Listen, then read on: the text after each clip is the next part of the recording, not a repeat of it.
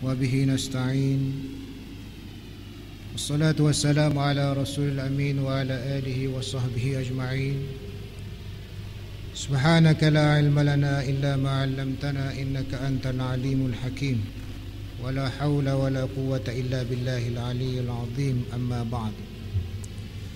Muslimin muslimat rahimakumullah.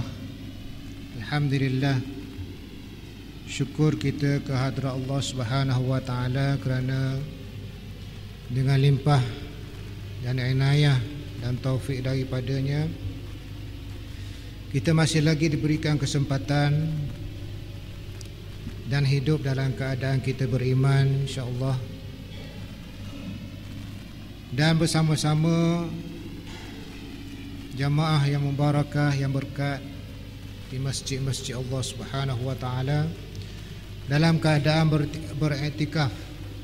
Jangan lupa kita niat iktikaf di masjid ini kerana Allah Subhanahu wa taala. Muslimin muslimah rahimakumullah. Kita masih lagi bercakap berkenaan dengan satu perkara yang mungkin manusia rasa ianya satu perkara yang buruk, tapi di sisi Allah Subhanahu wa taala dia ada perkara yang Allah Taala suka. Iaitulah sambungan daripada minggu lepas, hadis yang saya baca minggu lepas. Ainani la tamassuhumun nar, la tamassuhumun nar, ainun bakat min khasyatillah wa ainun batat tahrusu fi sabilillah atau kama qala. Dua jenis mata yang tidak akan disentuh oleh api neraka. Pertamanya, mata yang menangis kerana takut kepada Allah. Yang keduanya, mata yang berjaga kerana menjaga agama Allah Subhanahu wa taala. Bila disebut menjaga mata ini dipelihara daripada api neraka, maknanya Tuhan punya mata. Bukan mata tu sutir, nutir tu. Al-Quran dan hadis bahasa dia macam tu. Dia sebut sebahagian tapi dinakkan semua sekali. Jadi mata yang dipelihara daripada azab api neraka, makna Tuhan punya mata itu, manusia itu, orang itu yang dipelihara daripada api neraka bila dia melakukan dua perkara, iaitulah menangis kerana takut ke Allah. Yang keduanya, bersungguh-sungguh berjaga malam kerana nak menegakkan Islam. Meeting ke, berjalan ke, musafir ke, semua perkara yang dilakukan untuk agama Islam. Itu dua jenis manusia, tuan-puan sekalian. Jadi kita bincang tentang yang pertama itu, yang menangis. Menangis ni manusia tak suka. Tak ada manusia suka menangis. Oh, comelnya orang menangis, tak ada. Semua tengok menangis ni benda yang tak berapa molek. Uduh lah, emosi sangat lah, manja lah, lemah lah, dok lah. Bila tengok orang menangis, itu persepsi dia, itu pendapat dia. Tetapi di sisi Allah Subhanahu wa taala, dalam beberapa ketika Allah Taala suka orang menangis. Kerana Rasulullah sallallahu alaihi wasallam juga mengeluarkan air mata dia bila baca ayat-ayat Al-Quran, baca tentang syurga, baca tentang neraka, Rasulullah menangis. Baca tentang syurga, Rasulullah menangis kerana rindukan syurga.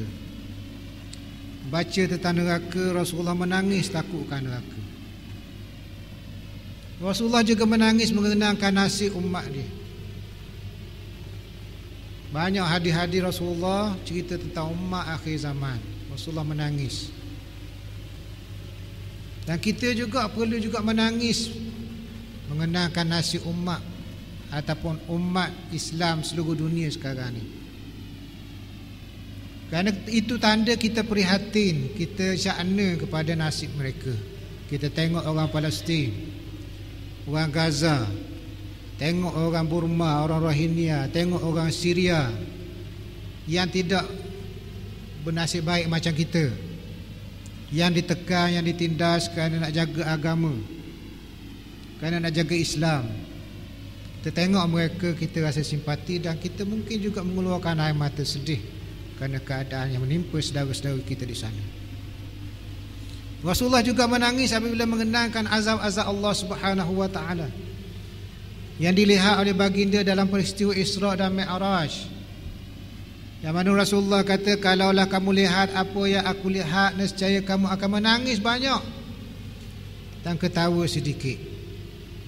Rasulullah lalu di kalangan sahabat-sahabat yang kebetulan sedang bercerita dan ada yang ketawa. Rasulullah kata, kalau kamu tahu apa yang aku nampak, nescaya kamu menangis banyak dan sikit saja yang ketawanya. Allah Subhanahu wa taala amat suka air mata yang tumpah kerana takut kepada Allah. Dalam satu ayat Allah Taala berfirman, ulaika alladzina an'ama Allahu 'alaihim minan nabiyyin min dzurriyyati Adam wa mimman hamalna ma'a Nuh wa min dzurriyyati Ibrahim wa Israil wa mimman hadaina wajtabaina idza tutla 'alaihim ayatul rahmani qarru sujadan wa buqiya. Allah Ta'ala cerita tentang orang-orang Islam ni, mereka lah orang-orang yang diberikan nikmat oleh Allah Subhanahu wa taala ke atas mereka daripada kalangan nabi-nabi, daripada zuriat Nabi Adam, daripada orang yang kami bawa dengan Nabi Nuh, daripada zuriat Nabi Ibrahim dan Nabi Yaqub, dan daripada orang yang kami beri petunjuk dan kami pilih, iaitulah mereka apabila disebut saja ayat-ayat Allah Subhanahu wa taala, mereka tersungkur sujud sambil menangis. Orang yang faham, boleh hayati ayat-ayat Al-Quran, dia akan menangis. Kerana satu sabda Rasulullah sallallahu alaihi wasallam yang maksudnya Al-Quran ini diturunkan dalam keadaan sedih. Maka apabila kamu baca Quran, hendaklah kamu bersedih-sedihan. Muslimin muslimat rahimakumullah. Di samping itu juga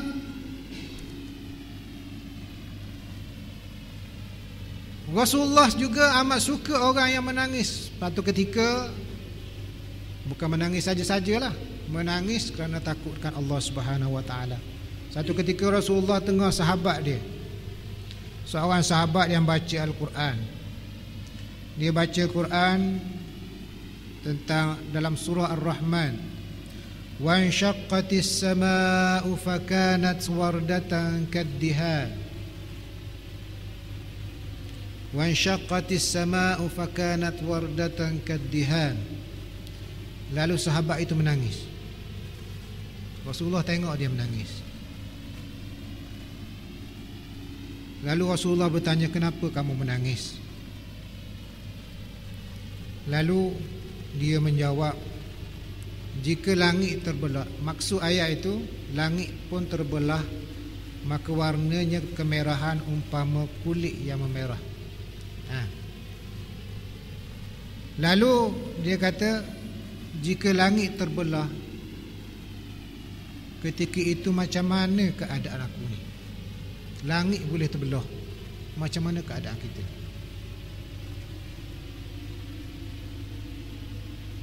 Kita teringat surah Al-Qari'ah, disebut manusia ni di lambung-lambung berterbangan macam kelkatu ketika mana langit terbelah pada hari kiamat. Jadi itu sahabat menangis. Dan Rasulullah ketika baca ayat-ayat Al-Quran ini menangis. Tapi tangis Rasulullah ni, menangisnya Rasulullah tak macam menangis kita lah, macam ketawa juga. Ketawa Rasulullah ni tak macam kita ketawa terbahak-bahak, kah hihi apa semua, tak. Rasulullah ketawa dengan begitu sederhana, tutup mulut. Rasulullah juga menangis dan dengan keadaan teresak-esak sikit je, taklah sampai keluar suara yang kuat dan sebagainya. Muslimin muslimat rahimakumullah, orang yang sentiasa ingatkan Allah dan takut sehingga keluar air mata ni, para jemaah sekalian, adalah orang yang hati dia hidup. Tu dia mudah keluar air mata tu. Kalau orang tu tengoklah gajah rimau pun dia gitu je. Sudah jejam dia, makna hati dia kerah. Ada orang yang tengok cerita sedih, menangis, tu hidup dah hati dia tu. Tapi hidup cara lain. Tengok cerita Korea, cerita Hindustan, neleh air mata, sekotok tisu ambil. Tu hidup tapi hidup jenis lain. Kita naknya bila cerita tentang azab Allah, dosa-dosa kita ni, terasa tu diri kita tu yang sedang berdosa, yang sedang berhadapan dengan azab Allah Subhanahu Wa Taala. Tapi orang yang tidak terasa tu, maknanya hati dia keras. Hati dia keras. Kerana mereka tak terasa apa yang sepatutnya mereka rasa bila tengok azab-azab Allah Subhanahu Wa Taala. Oleh itulah kita disunatkan ataupun kita disuruh berdoa sentiasa. Antara doa yang kita disuruh baca, Rasulullah galakkan kita baca, a'udzubika min 'ainil la tadma wa min qalbil la yakhsha wa min du'ail la yusma. Ataupun satu lagi, a'udzubika min 'ainil la tadma wa min qalbil la yakhsha wa min du'ail la yustajabulah. Itu doa yang biasa kita dengar orang baca dan kita kena baca. Aku berlindung dengan kamu ya Allah daripada mata yang tidak mengalirkan air. Kerah kering hati sehingga mata tak keluar air. Dan daripada hati yang tidak khusyuk. Semayang pun lama dah, berpuluh tahun dah, tapi tak pernah khusyuk. Dalam satu ayat itu dia kata, alam ya'nil ladzina amanu an takhsha'a qulubuhum li dzikrillah wa ma nazala minal haqq, sehingga akhirnya. Tidakkah tiba masanya bagi orang-orang yang beriman itu untuk khusyuk hati mereka untuk mengingati Allah dan Al-Quran itu sendiri. Lama dah semayang, lama dah baca Quran, tapi tak tibakah masa saat ketikanya untuk dia khusyuk. Selama kini semayang gitulah je, tak rasa manis, tak rasa manis nak semayang. Mungkinlah bukan orang sinilah, orang lain. Baca Quran, baca saja-saja je. Kadang-kadang malah, kadang-kadang rajin.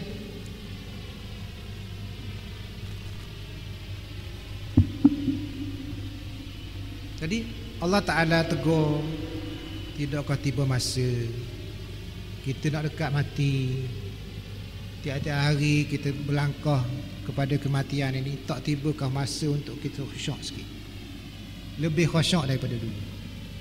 Dan sepatutnya kita lebih khusyuk setiap hari, sebab kita sedar bahawa kita ni melangkah lebih dekat dengan Allah Subhanahu Wa Taala. Setiap hari, satu harilah kita lebih dekat kepada Allah Subhanahu Wa Taala. Wa min qalbil la yakhsha, daripada hati yang tidak khusyuk. Dalam semayang hati dia kelain, dalam semayang hati kepada kerja, hati kepada meeting, hati pada rumah, hati pada makanan. Tidakkah sampai masa untuk kita khusyuk? Kita minta doa, wa min qalbil la yakhsha, kita berlindung daripada Allah, dengan Allah, daripada hati yang tidak khusyuk kepadanya. Wa min du'ail la yusma, dan juga kita berlindung daripada doa yang tidak didengar, doa yang tidak dimustajabkan oleh Allah Subhanahu Wa Taala. Kita doa-doa Allah tak ambil kira. Jadi ini perkara-perkara yang kita kena minta jauh dengan Allah Subhanahu Wa Taala. Kenapa muslimin muslimat sekalian? Kerana bila hati manusia ni keras, dia boleh lebih keras daripada batu. Bila saat dia keras tu tak jadi apa dah. Orang tunjuklah apa-apa saja pun dia kerah ketung dah, tak gegih dah. Jadi kalau orang lain boleh menangis kerana takutkan Allah Subhanahu Wa Taala, dia boleh masih terus mengerjakan maksiat-maksiat. Kenapa? Hati kerah. Allah Taala sebut dalam Al-Quran, "Thumma qasat qulubukum min ba'di dhalika fahiya kal hijarati aw ashaddu qaswah. Wa inna minal hijarati lama yatafajjaru minhu al-anhar. Wa inna minha lama yashaqqaqu fayakhruju minhu al-ma'.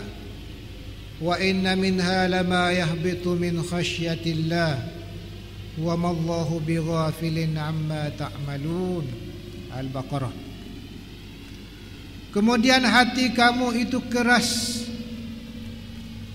dan ia umpama batu atau lebih kerasnya. Memang hati itu lembutlah, keadaan itu lembut, fizikal hati itu lembut, tapi di sudut ni dia menjadi keras, lebih keras daripada batu. Kerana apa? Kerana daripada batu itu ada yang pecah lalu mengalirlah sungai daripadanya. Dan ada di antara mereka yang retak, memancuklah mata air daripadanya. Dan ada di antara batu itu yang jatuh kerana takutkan Allah Subhanahu Wa Taala. Dan Allah Taala tidaklah melupai apa yang kamu lakukan. Kalau hati kita jadi macam ni, tuan-puan, na'udzubillah, kita minta berlindung daripada Allah Subhanahu Wa Taala. Kita minta berlindung daripada Allah Subhanahu Wa Taala. Hati yang macam ni payah untuk kita balikkan kepada Islam ini. Walaupun masih ada harapan, jangan putus asa. Kerana Allah Subhanahu Wa Taala yang membolak-balikkan hati. Allah Taala yang membalik-balikkan hati ini. Kita doa supaya hati ini dibalikkan kepada Allah Subhanahu Wa Taala. Macam kerahnya hati Sayyidina Umar. Sayyidina Umar orang yang hatinya kerah, kering, kerah ketung. Tapi bila dia dengar ayat Al-Quran surah Taha, Taha ma anzalna alaikal Qur'ana litashqa. Taha, kami tidak turunkan Quran ini untuk kamu jadi keras hati. Illa tadhkiratan liman yakhsha. Al-Quran ini menjadi peringatan bagi orang yang takut. Pecah kekerasan hati Sayyidina Umar ni, jadi lembut tu masuk Islam.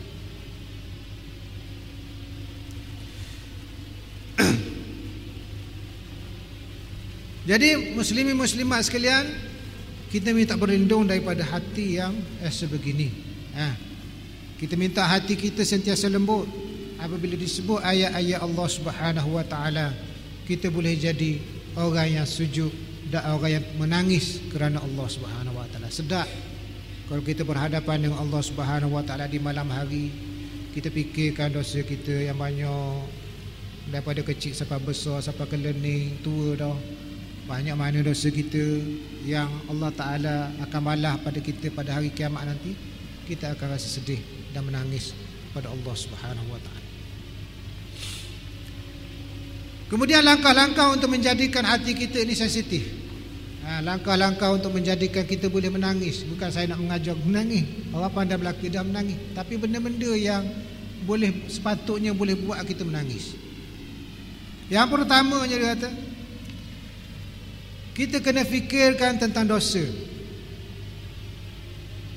Semua orang ada dosa kesilapan, kecil, bahkan ada dosa besar.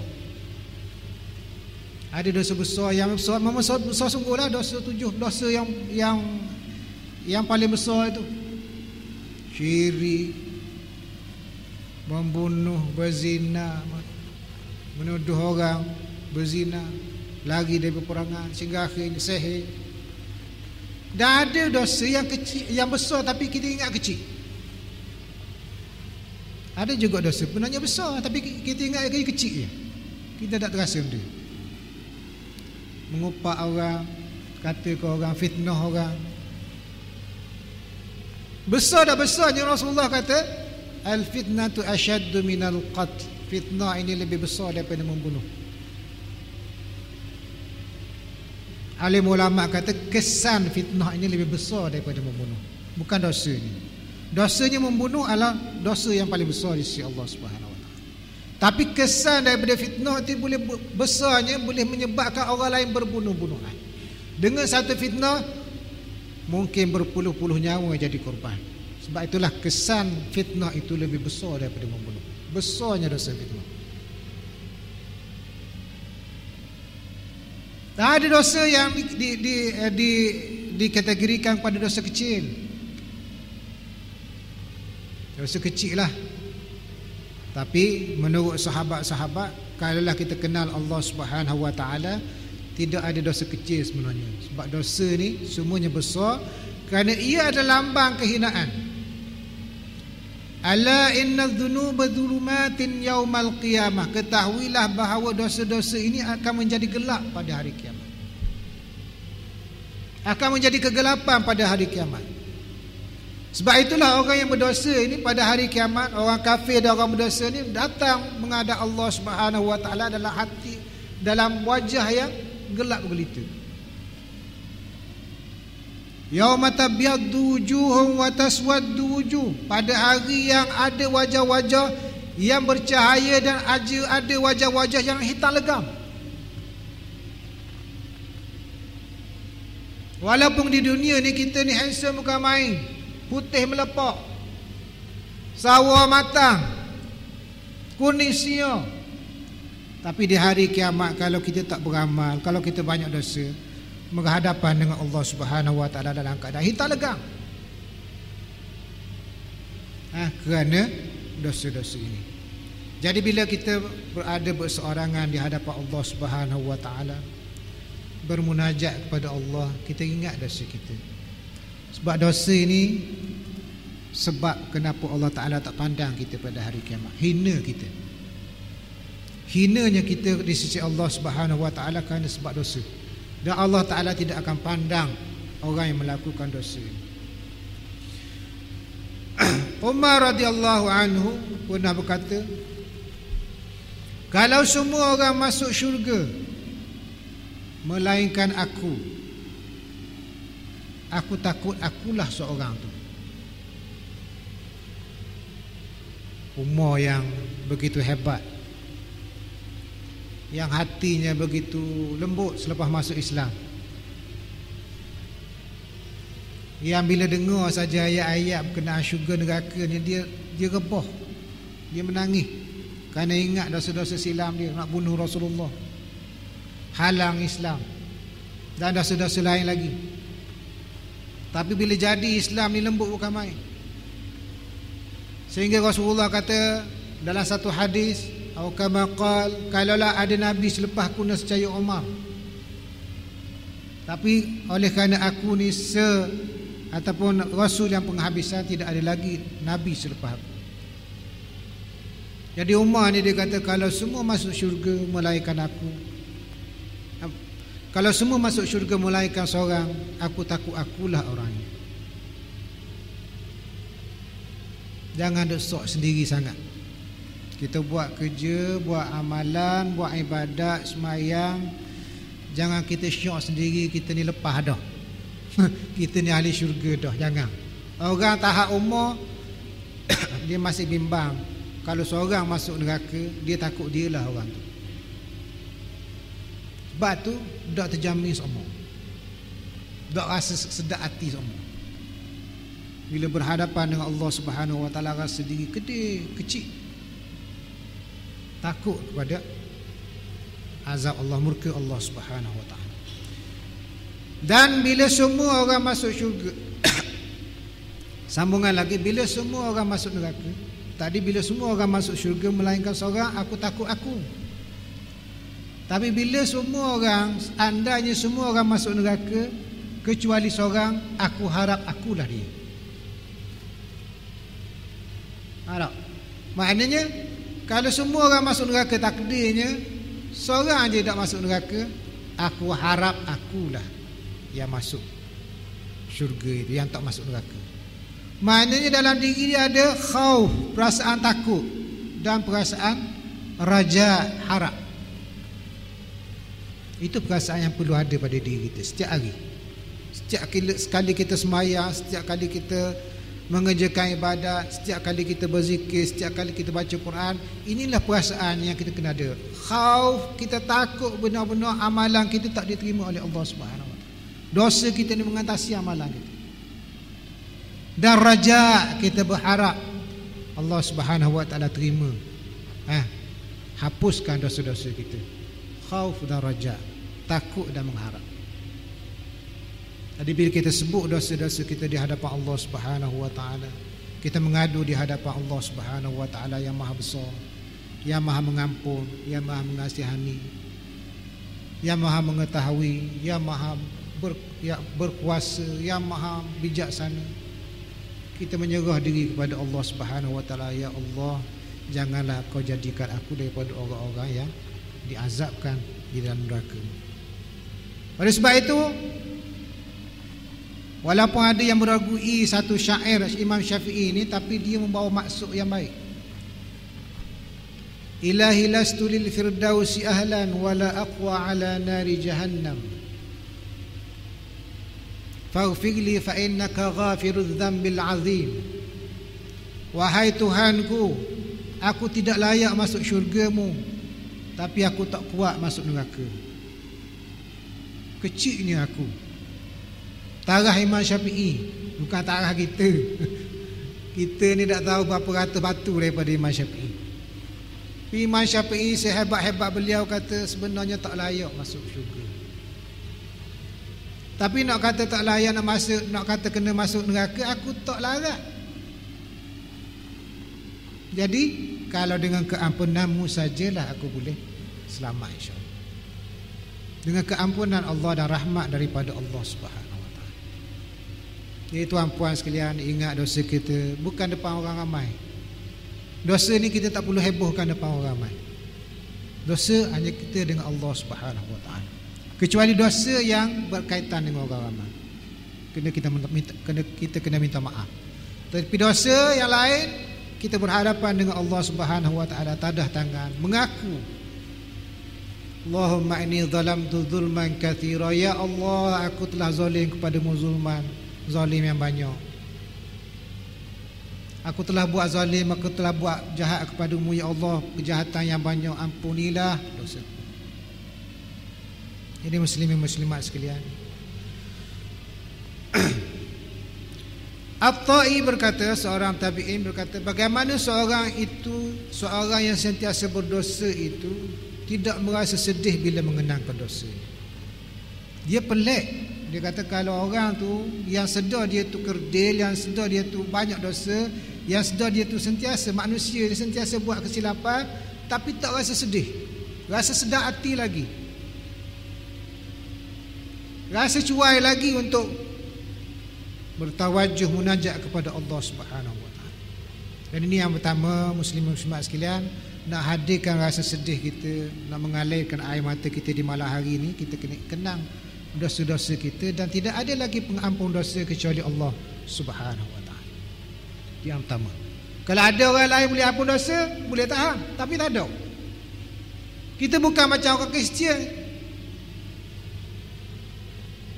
yang ajaran dia kata padri-padri ni boleh mengampunkan dosa. Dan kita yakin perkara itu tak betul. Ada kemunasabah dosa-dosa yang kita lakukan, kita mengaku pada seorang, confession lah, pengakuan. Father, saya dah buat kesilapan sini ni, macam mana? Padri itu boleh ampunkan dosa dia, tak tahulah cara mana. Beri sumbangan kepada gereja, ampun. Mudah sangat. Di perkara ni hanya Allah Subhanahu Wa Taala sahaja. Orang lain tak mampu.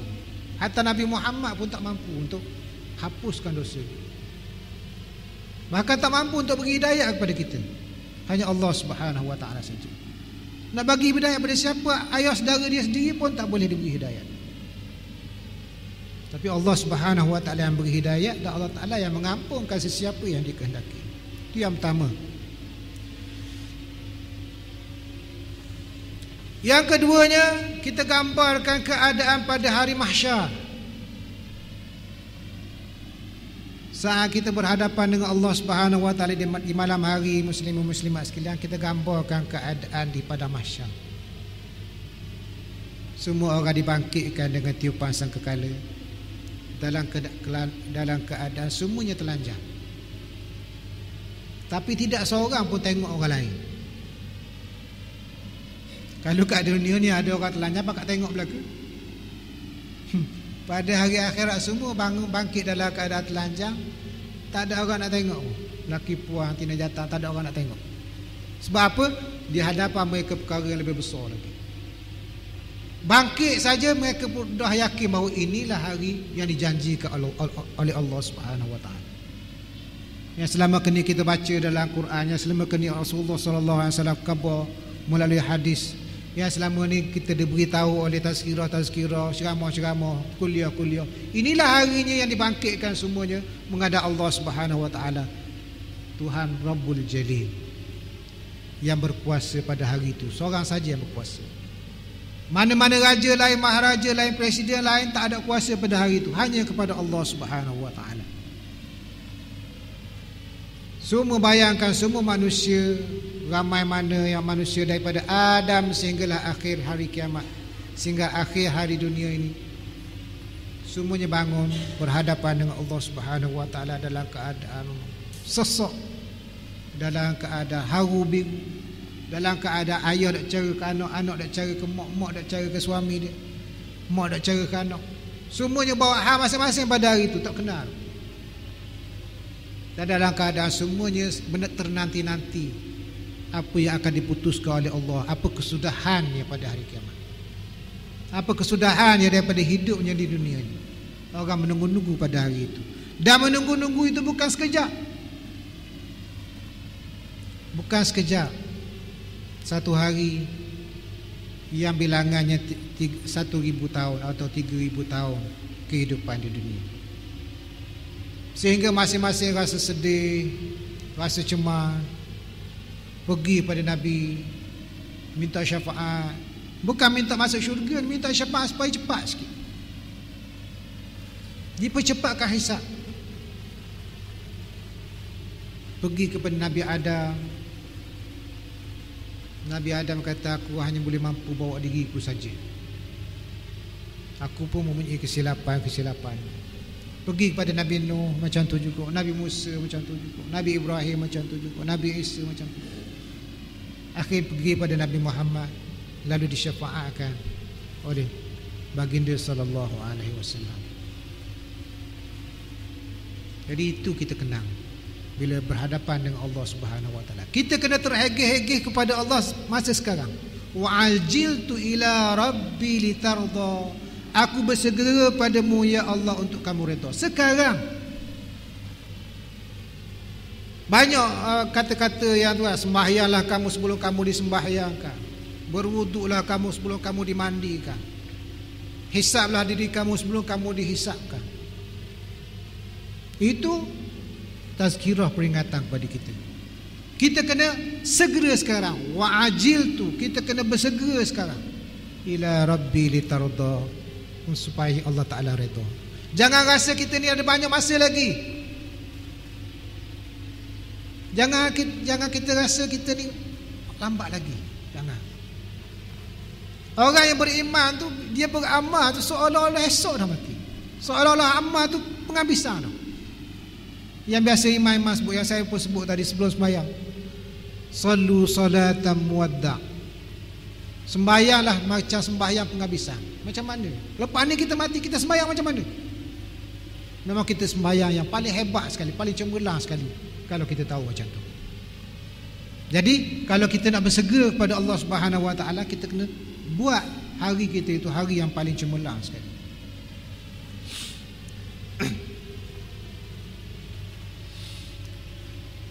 Yang ketiganya, kita kena letakkan gambaran neraka di hadapan kita.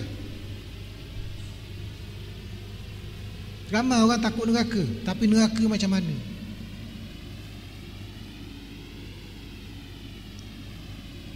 Neraka yang Allah Subhanahu wa Ta'ala sediakan kepada orang yang derhaka kepada Allah Subhanahu. Yauma naqulu li jahannami halim talati wa taqulu hal min mazid. Pada hari dikatakan pada Jahannam itu, adakah kamu sudah penuh? Lalu Jahannam itu berkata, adakah lagi nak tambah? Nak tambah orang lagi ke? Memang tak akan penuh neraka, luasnya. Dan kita kena ingat neraka ni, waqu anfusakum wa ahlikum nara yaquduhan nas wal hijara 'alaiha malaikatun ghiladun shidad la ya'suna Allah ma amarahum wa yaf'aluna ma yu'marun. Peliharalah diri kamu dan keluarga kamu daripada api neraka Allah Subhanahu wa taala. Atas neraka itu ada malaikat-malaikat yang ghilaz, bengis, syidad, kasar, yang menjaga neraka itu. La ya'sunallaha ma amarahum, tak akan sekali-kali derhaka Allah, dan hanya buat apa yang Allah Ta'ala perintah. Kita merayu macam mana pun pada hari itu, mereka buat dok je. Bak tugas mereka ditentukan oleh Allah Subhanahu wa taala, jaga neraka.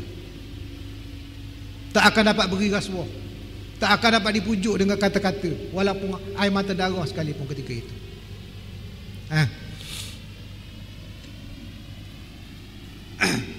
Jadi pada hari itu banyaklah kalau kita baca Al-Quran,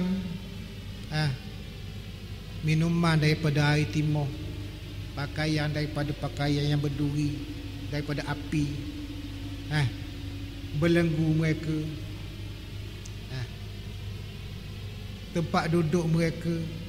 Kullama nadijat juluduhum baddalnahum juludan ghairaha liyadzuqul azab. Ketika mana hangus kulit mereka, ditukarkan kulit lain untuk mereka rasa azab. Dan memang ahli sains kata rasa yang paling sakit ialah di kulit. Itu rahsianya. Allah Ta'ala kata lepas hangus kulit, tukar kulit lain. Hak bahagian paling hebat dia rasa sakitnya adalah kulit. Jadi bila tukar kulit lain, sekali ganda lagi sakitnya di sisi Allah, dia dalam neraka Allah Subhanahu wa taala. Jadi bila dengar macam tu, bila kita bayang macam tu, kita bayang otak boleh gelegok. Bila kita bayangkan kita ni seolah-olah macam dalam gula tu, gula kawar tu, daging tu, hak gelegok. Bayangkan macam tu lah. Umpama daging yang tengah bergerak-gerak kerana gelegok. Jadi ke mana kita nak pergi kecuali kepada Allah. La malja'a wa la manja illa ilallah. Tidak ada lari dan tidak ada tempat pertolongan kecuali Allah Subhanahu wa taala. Jadi muslimin muslimat sekalian, kita kena insaf bahawa jika kita tak buat daripada sekarang, itulah balasan kita. Jika kita tak betul alignment kita dari sekarang, masa kita ada dunia ni, itulah balasan kita, itulah tempat kita. Na'udzubillah min zalik. Diceritakan bahawa Jibril dan Mikail, dua malaikat yang besar, apabila diciptakan neraka, mereka berdua ni menangis setiap masa. Jibril dan Mikail ni menangis. Kerana apa? Kerana anggap neraka ni dicipta untuk mereka, dah tak ada orang lain. Lalu apabila dicipta manusia, barulah mereka berhenti menangis. Awal-awal manusia tak ada lagi. Duk ingat neraka yang begitu dahsyat ini untuk orang-orang ni lah, untuk malaikat-malaikat ni yang derhaka.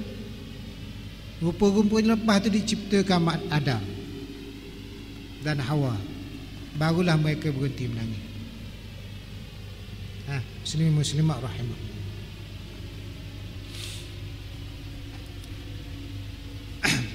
Kita juga perlu menangis muslimin muslimat kerana sedikitnya bekalan, sedangkan perjalanan kita terlampau jauh. Cuma mana sangat kita buat ibadat kalau banding dengan umat-umat Nabi lain. Umat-umat Nabi Musa, dalam cerita bab semayang tu kan, Nabi Musa kata 50 waktu sehari semalam. Umat Nabi Muhammad 5 waktu je. Jadi cuma mana sangat. Umat-umat mereka boleh hidup sampai 1000 tahun, 900 tahun, 300 tahun. Umat Nabi Muhammad boleh hidup sampai 60 tahun, 70 tahun, 80 tahun. Banyak mana sangat kita boleh beribadat kepada Allah Subhanahu wa taala. Jadi bila kita fikirkan sedikit bekalan itu, kita rasa tak sempat, melainkan dengan rahmat Allah Subhanahu wa taala. Kita minta betul-betul rahmat Allah. Kita menangis untuk dikasihani oleh Allah Subhanahu wa taala. Itulah sahaja jalan. Tapi kalau kita sentiasa ketawa, sentiasa tak ingat akhirat kita tak akan selamat dengan bekalan dan umur yang sedikit yang ada pada kita. Dan yang terakhirnya, kita mesti bimbang terlepas syurga. Bimbang masuk neraka, bimbang terlepas syurga. Jadi perkara-perkara ni yang perlu kita mainkan dalam fikiran kita bila kita berhadapan dengan Allah, agar hati kita rasa cair dan kita boleh menangis menumpahkan air mata kita kerana takutkan Allah. Bila keluar air mata tersebut, kita dah jadi orang yang akan dipelihara oleh Allah Subhanahu wa taala daripada azab api neraka Allah. Ainan la tamassuhuman nar, ainun bakat min khasyatillah, mata yang menangis kerana takutkan Allah Subhanahu wa taala. Itu saja yang mampu saya ucapkan pada kali ini. Aku qauli hadza wa astaghfirullahal azim li wa lakum. Assalamualaikum warahmatullahi taala wabarakatuh. Bismillahirrahmanirrahim. Alhamdulillahirabbil alamin wassalatu wassalamu ala rasulil amin wa ala alihi washabihi ajmain. Allahumma ij'alna minal ladzina yastami'una al-qawla fayattabi'una ahsanah. اللهم اهدنا واهد بنا واجعلنا سببا لمن اهتدى. ربنا آتنا في الدنيا حسنة وفي الآخرة حسنة وقنا عذاب النار. صلى الله على سيدنا محمد وعلى آله وصحبه وسلم والحمد لله رب العالمين. السلام عليكم ورحمة الله.